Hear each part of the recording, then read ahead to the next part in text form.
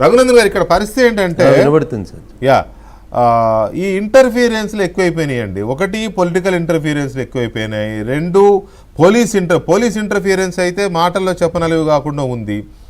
మూడోది files clearance. ఈ files క్లియరెన్స్లో సరిగ్గా జరగడం లేదు అనేది మీ దృష్టి కూడా చాలా వచ్చి ఉంటాయి.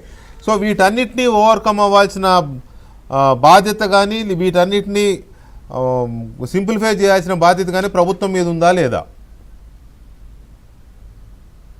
సార్ చర్చ ఎంతసేపు హైదరాబాదు అపార్ట్మెంట్ల గురించే చేస్తూ ఉన్నారు, కానీ ఊర్లలో అమ్ముకుంటున్న రియల్ ఎస్టేట్ ఎందుకు అయిపోయింది? ఒక పొలం అమ్ముతలేరు, ఒక ఫామ్ హౌస్లు అమ్ముతలేరు. ఎక్కడ ఒక హైదరాబాద్ మార్కెటే కాదు, పక్కన ఉన్నటువంటి విలేజ్లలో మార్కెట్లలో కూడా రూపాయి లేదు. ఎవరికి నచ్చినా నచ్చకపోయినా, ఎవరు అవునన్నా కాదన్నా, ఈ రాష్ట్ర ప్రభుత్వం అధికారంలోకి వచ్చిన 2 సంవత్సరాల్లో రియల్ ఎస్టేట్ కుప్పకూలిపోయింది అనేది 100% వాస్తవం. ఓకే. రిజిస్ట్రేషన్ శాఖకు ఆదాయం పెరిగిందా? జీడీపీలు పెరిగినాయా? పేపర్ల మీద ఏం లెక్కలు చూపెడుతున్నారో మీరు చూపెట్టుకోరు. కానీ ఆ రోహిన్ రెడ్డి గారిని వచ్చి ఏదైనా ఒక పల్లెటూరులో ఏదైనా వెనకటికి ఎన్ని భూములు అమ్మిరు నెలకి, ఇప్పుడు ఎన్ని అమ్ముతారో ఒకసారి ఒక కసిరికడ కూర్చొని లెక్క అడుగుమని చెప్తారు.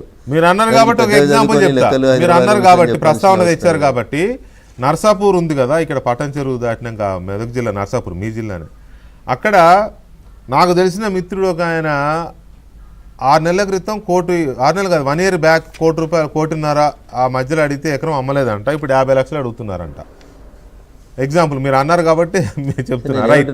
వెంకటకృష్ణ కారణం వెంకటకృష్ణ గారా, ఏబిఎనా, హైడ్రానా, రోహిన్ రెడ్డి కాదు అక్కడ సమస్య.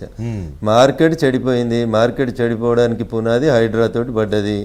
కాంగ్రెస్ వాళ్ళు వచ్చిన తర్వాత ఇట్లయితుంది అట్లయితుంది అనేటువంటి అపప్రదని కాంగ్రెస్ మూట కట్టుకోవాల్సిందే. వాళ్ళకి ఇష్టం ఉన్నా కష్టం ఉన్నా ఒప్పుకోవాల్సిందే. కాంగ్రెస్ దగ్గర మా వల్ల జరుగుతలేదు, హైడ్రా దీనివల్ల జరుగుతలేదు అని చెప్పుకునే యంత్రాంగం లేదు, మంత్రాంగం లేదు. 10 ఏళ్ల తర్వాత వచ్చిన అధికారంలోకి ఎవరి పనాలు చేసుకుందామనే ముచ్చట్లో ఉన్నారు తప్ప, హైదరాబాద్ రియల్ ఎస్టేట్ ప్యానెల్లో ఉన్న మిత్రులు అంగీకరించకున్నా తెలంగాణలో రియల్ ఎస్టేట్ దాదాపు పల్లెటూర్లలో మీరు ఎవరినన్నా, ఇంత చదువుకున్న వాళ్ళు ఇంత టీవీలలో వద్దు వెంకటకృష్ణ గారు, మీరు ఏ జిల్లా కేంద్రం పక్కనున్న ఒక చిన్న పల్లెటూరుకు పోయి మీరు ఆడ కూర్చున్నా ఆ కసిరికాడ చెప్తారు మొత్తం రియల్ ఎస్టేట్ ఆగిపోయింది బిడ్డ అని చెప్తారు. This is the fact. ఇక దాన్ని మనం అర్థం చేసుకుంటామా, అంగీకరిస్తామా? హైడ్రాతో ఆగిపోయిందా? రిజిస్ట్రేషన్ల శాఖకు 1000 కోట్ల ఆదాయం పెరిగిందా? అంతకుముందు ప్రయాణం ఎంత పెరిగిందో చెప్తలేరు రోహిన్ రెడ్డి గారు. మీరు రిజిస్ట్రేషన్ ఛార్జీలు ఎంత పెంచారో చెప్తలేరు. మీరు ఏం జరుగుతుందో అది గమనించకుండా 1000 కోట్లు పెరగంగానే పెరిగిపోయింది అనుకో. రిజిస్ట్రేషన్ ఛార్జీలు పెంచలేదు. 1000 కోట్లు పెరిగింది ఆదాయం అంటే సంవత్సరానికి. అంటే సంవత్సరానికి 1000 కోట్లు అనేది ఆదాయం కిందకే కన్సిడరేషన్లోకి రాదు. కానీ అసలు ఎందుకు ఆగిందనే చెప్పు. మీరు ఊర్లలో ఎందుకు ఆగింది? మీ హైదరాబాద్లో నియో పోలీసులు ఇదంతా కమర్షియల్ యాక్టివిటీ అంతా పక్కకు పెట్టారు.